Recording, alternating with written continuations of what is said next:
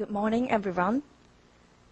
It's a great pleasure for me to have opportunity to speak to you in this workshop.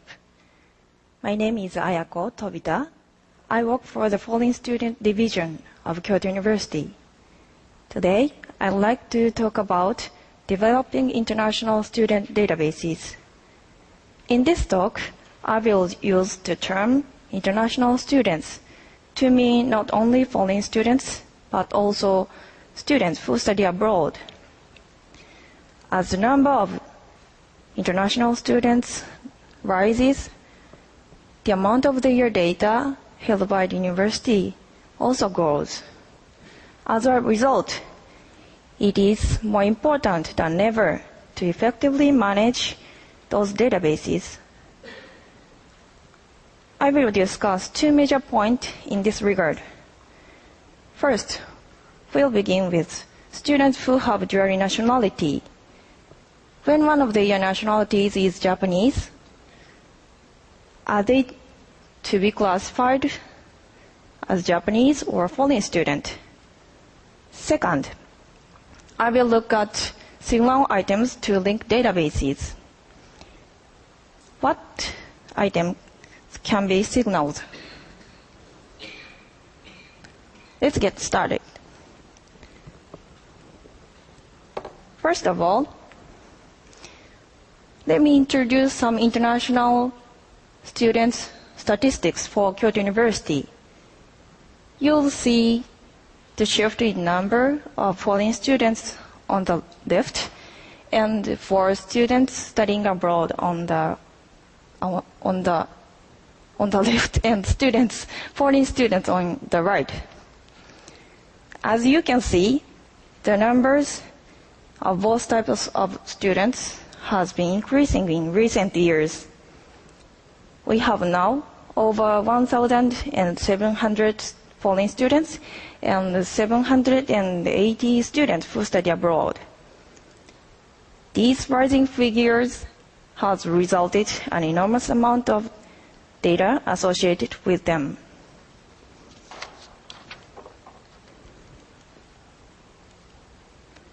Next, I will show you our databases used in the foreign student division of Kyoto University. We have several types of databases on international students. Most are one of the following two kinds. The first one is a complete list of foreign students. These deal with students at a specific point in time and are utilized mainly for statistics. And these are lists of all foreign students who enrolled Kyoto University on 1st May or 1st October, regardless of their visa. It includes about 40 items such as student number, nationality, date of birth, school, course, visa, scholarship, and so on. The second one is participant list for each international program. These deal with students for a specific period of time and are mainly used to support students.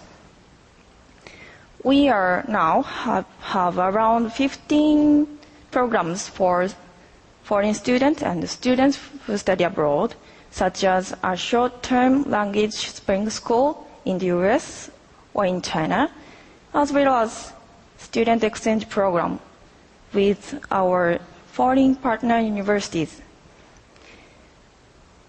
These lists have information such as phone numbers and addresses and research topic, passport number, and so on.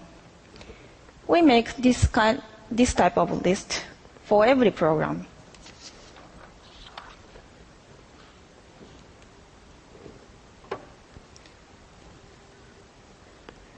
Now, let's get back to the main topic.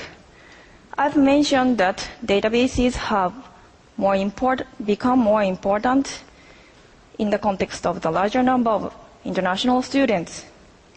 So why are databases needed? what is their purpose? There are basically three purposes. The first one is to comprehend the various facts and the statistics to make plans for internationalization and provide personalized services to students. And the second one is report the information to the Japanese government. It's compulsory for us. And the third one is publish our performance to raise our presence in the world. In an effort to accomplish these purposes, each database should be precise and easy to access. To develop databases that are more precise and easier to access, what should we be careful about? I will show you two major points that we should consider.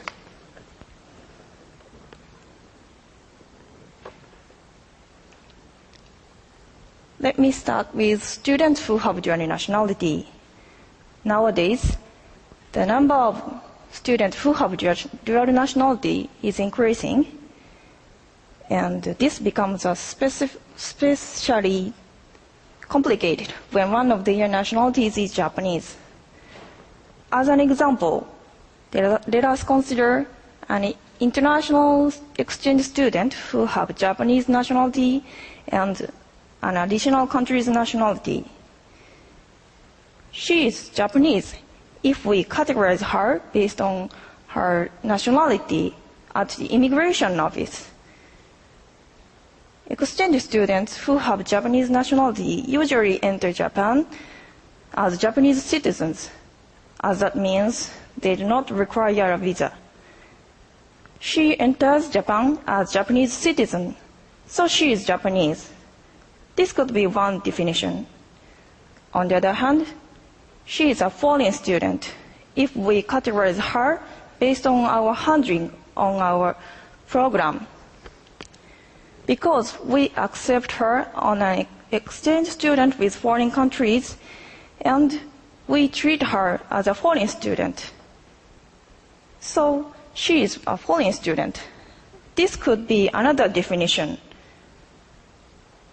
Neither definition is wrong. We do this either way. But what would happen in the databases? Presuming she is Japanese, although there is no hard data in foreign students list,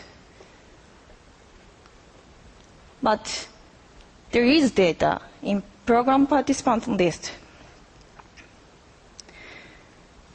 On the contrary, presuming she is a foreign student, her data could be listed in both lists.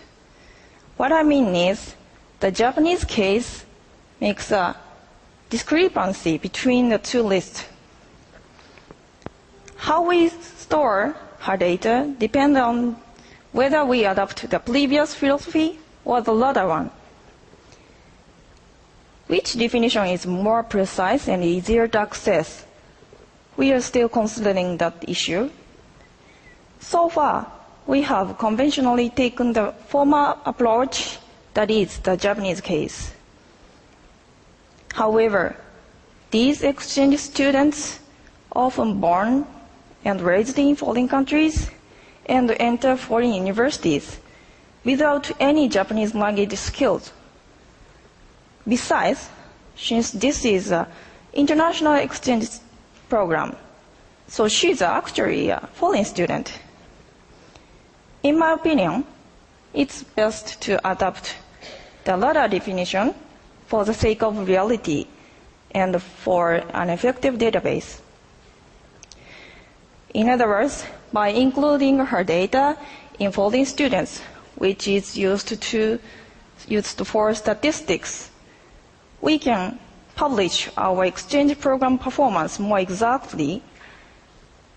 Furthermore, including her data on both lists avoid a contradiction between two lists. That is to say, adopting the new way can develop databases which are easier to access.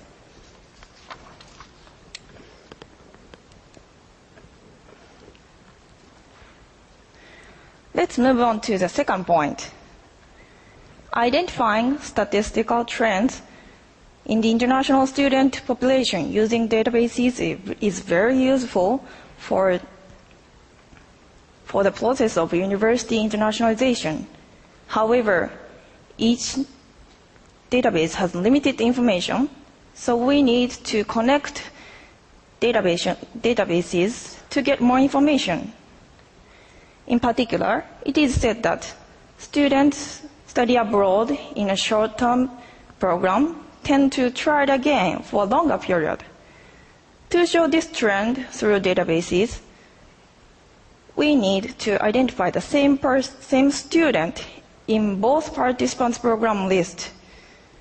What common item can identify the same student as signals?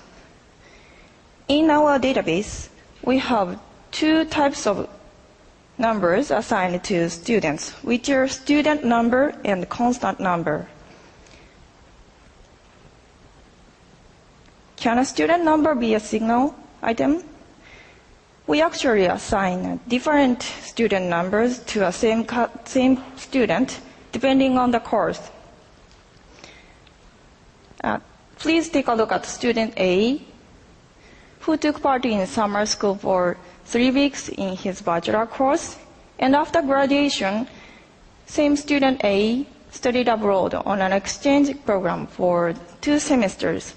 As you can see, student A's student numbers are different. Because of this difference, we can't identify the trend by using his student number. So then, how about a constant number? This number is used for only administration purpose to identify the same person. We assign a constant number when a student enters our university for the first time. Since this number shall be kept when a student changes his course, it will work even in a case such as I touched on earlier.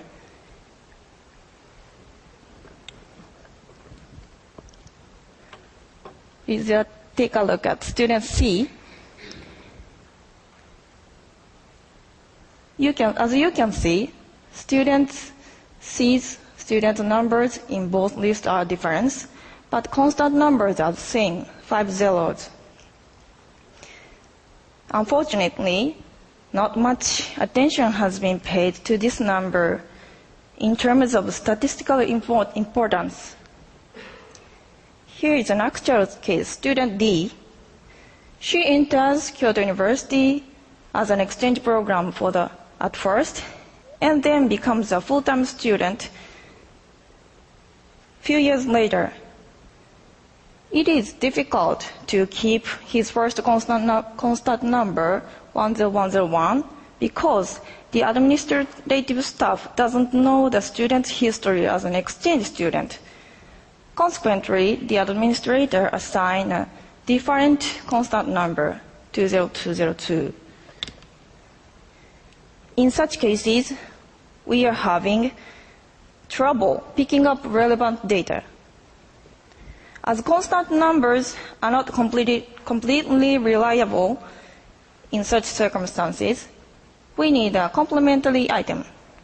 I think that the student's date of birth is a suitable one.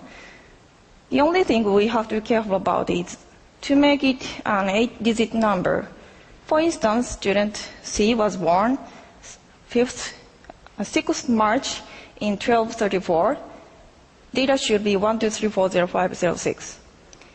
Then we can observe various trends among international students by taking advantage of signal items. This makes the databases easier to access. In my presentation, I showed you 2 points concerning how to develop international students' databases. First one is that data on exchange students who have Japanese nationality should be in a complete list of foreign students from realistic data handling point of view. And the second one is that by including a couple of signal data in each databases, we can grasp the trend of international student enrollment. That's all. Thank you for your attention.